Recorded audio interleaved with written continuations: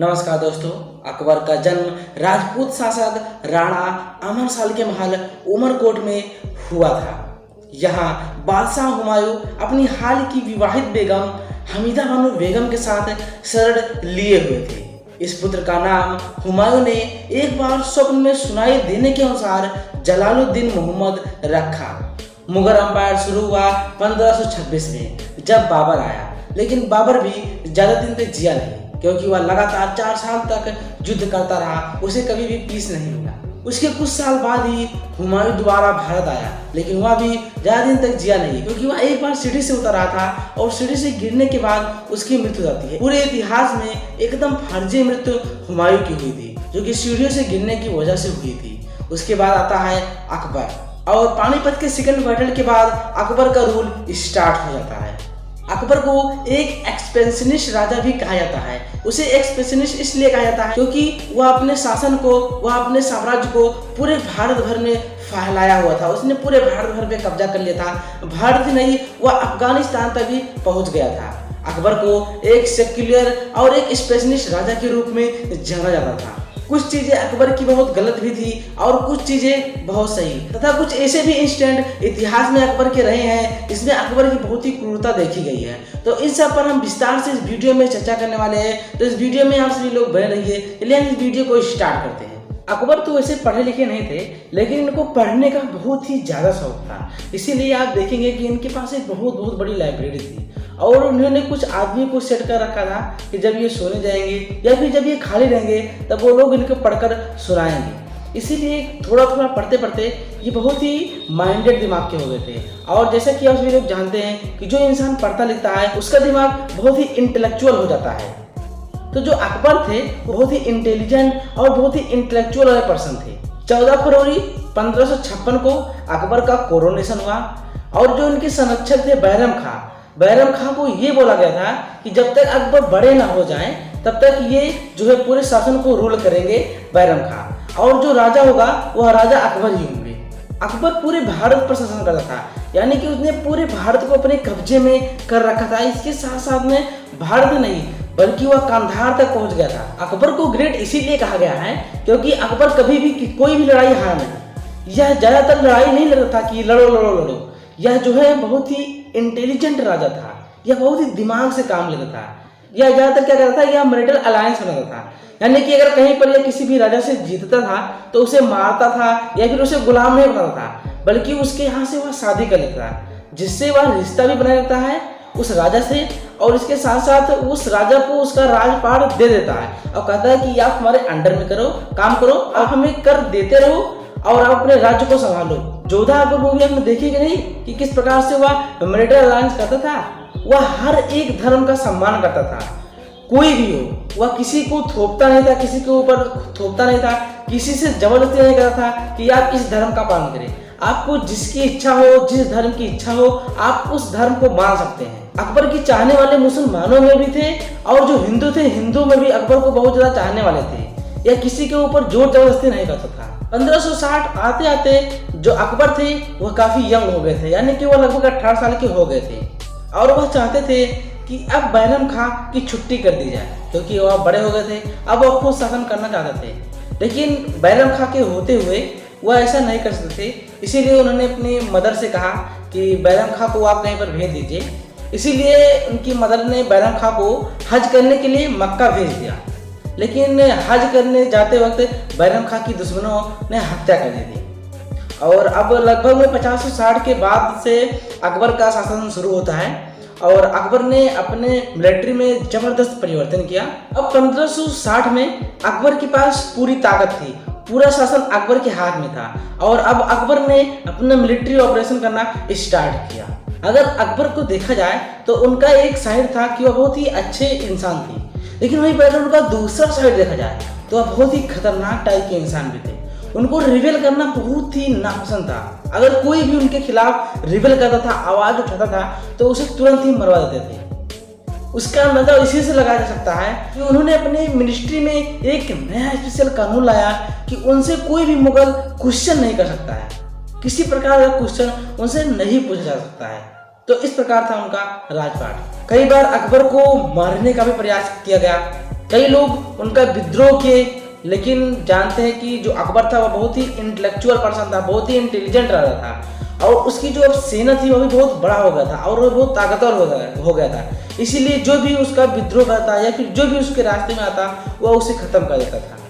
आप लोगों को एक किस्सा बताऊं कि जो अकबर था वह नॉर्दर्न इंडिया को पूरी तरीके से जीत चुका था और वह मध्य इंडिया को जीतने के लिए आगे बढ़ा था। लेकिन उसके सामने सबसे बड़ी समस्या यह थी कि जो मध्य एशिया में, जैसे कि राजस्थान, मध्य प्रदेश, गुजरात, इन सब में जो है राजपूताना का शासन था। यहाँ तक कि जो पाकिस्तान में सिंध का रीजन था वहां पर भी राजपूताना राज करते थे। ये बहुत ही शक्तिशाली और बहुत ही मजबूत होते थे।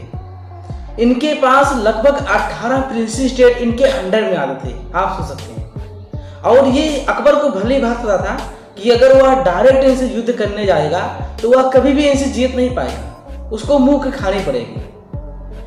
इसीलिए ये राजपूताना उसके लिए बहुत ही बड़े, सबसे बड़े सिरदर्द थे कि कैसे वह इसको जीते। अकबर चाहता था कि वह पूरा राजपूताना के अंदर तक जाए, यानी कि वह पूरा राजपूताना को जीत सके। अकबर ने ये किया कि उस समय के जितने भी राजपूताना थे सबको उसने अपनी सुजैरिटी भेजी और उसे एक्सेप्ट करने के लिए कहा। तो बहुत से राजा थे जिन्होंने जो अकबर था उनकी सुजैरिटी को एक्सेप्ट कर लिया, लेकिन दो ऐसे राजा थे, उदय सिंह और चंद्रसेन राठौर, यानी कि मेवाड़ और मारवाड़ के दो ऐसे शासक थे, दो ऐसे राजपूताना थे जिन्होंने अकबर की सुजैरिटी को एक्सेप्ट नहीं किया, और बल्कि जितने भी राजपूताना थे सब ने इनकी सुजैरिटी को एक्सेप्ट कर लिया। अब जो है अकबर ने मेवाड़ पर जो है आक्रमण करने की ठानी, लेकिन इतना आसान भी नहीं था राजपूताना को जीतना, क्योंकि उनकी जो किले थे, किले की जो उनकी दीवारें थी वो इतनी बड़ी बड़ी थी कि उनको नाप पाना या फिर उसके पार जाना, अंदर ढलना बहुत ही कठिन था। तो अकबर करता क्या था कि वह उनके जो महल था, जो उनके महल की चार दीवारी थी, उसके चारों ओर पहरा देकर बैठ जाता था कि कभी ना कभी तो आप बाहर आओगे, और जितनी भी उनकी सप्लाई थी, चाहे फूड की सप्लाई हो, पानी की सप्लाई हो, कोई भी सप्लाई हो, उसे अंदर नहीं जाने देते, बाहर से सप्लाई काट देते कि आप कभी ना तो कभी बाहर आओगे।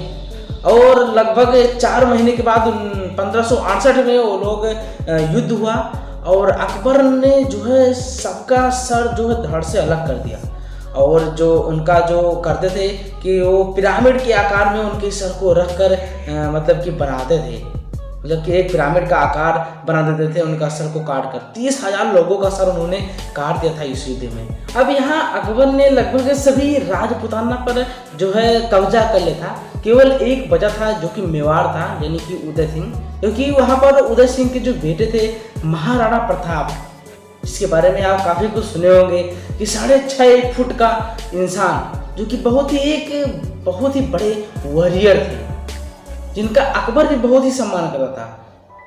महाराणा की मृत्यु पर अकबर भी रोया था, क्योंकि अकबर को भी पता था कि ये जो महाराणा प्रताप सिंह है कितने बड़े वॉरियर हैं, कितने बड़े योद्धा थे। जब बैटल ऑफ हल्दी घाटी का युद्ध हुआ महाराणा प्रताप और अकबर के बीच में, तो इतना भयंकर युद्ध हुआ था, वहां पर सभी लोगों ने महाराणा प्रताप की वीरता देखी थी।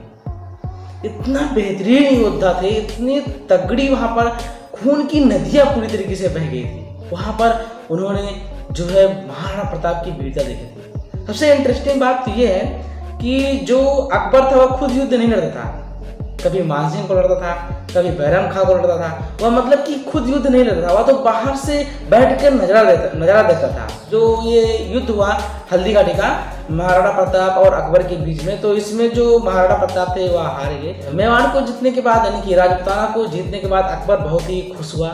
उसके बाद अकबर ने सिक्का भी जारी किया। अकबर द्वारा चलाए गए सिक्के गोल और चौकोर थे, और उसके किनारे पर बिंदु, फूलों का रूपांकन और चौपतिया छिद्र बने थे। उन्हें मेहराब आकार में भी डिजाइन किया गया था। अकबर ने घोषित किया कि धर्म परिवर्तन न करने वाले हिंदू लोगों को कोई मौत की सजा नहीं दी जाएगी। अकबर ने दिवाली का त्योहार मनाया। ब्राह्मणों के आशीर्वाद के माध्यम से उनको कलाई में कलावा पहनाने की इजाजत दी गई थी। गाय के मांस पर त्याग करने के लिए कहा गया था, और उन्होंने कुछ दिनों के लिए मांस की बिक्री पर भी रोक लगा दी थी। ये कुछ कार्य थे जिन्होंने अकबर ने हिंदुओं के पक्ष में लिया और वो हिंदुओं का काफी सम्मान करते थे। इसके साथ साथ में वो मुसलमानों का भी ध्यान रखते थे। अकबर एक बहुत ही कुशल शासक थे और पूरे भारत को अपने शासन के अधीन शामिल करने की कोशिश करते थे। इसके लिए अकबर ने कई रणनीतियों को अपनाया। कुछ स्थानों पर अकबर ने अपनी सैन्य शक्तियों का भी इस्तेमाल किया, जबकि अन्य जगहों पर अकबर अपने प्रशासनिक कौशल का इस्तेमाल करते थे। अकबर ने कई हिंदू राज्यों में वैवाहिक संबंध स्थापित किए। शादी करने के बाद अकबर अपनी हिंदू पत्नियों को इस्लाम धर्म कबूल करने के लिए मजबूर नहीं करते थे, बल्कि इसकी बजाय अकबर उन्हें अपने धर्म पर अमल करने के लिए प्रोत्साहित करते थे। अकबर ने दुनिया के सभी धर्मों का सम्मान किया। अकबर के अनुसार सभी धर्म में ईश्वर एक हैं, उनका मार्गदर्शन करवाते हैं। अकबर के धर्म निरपेक्ष दृष्टिकोण के परिणाम स्वरूप दीन इलाही परमात्मा का विश्वास नामक एक धर्म का निर्माण हुआ। अकबर ने एक इमारत जिसे इबादत खाना यानी कि पूजा घर कहा जाता था का निर्माण करवाया।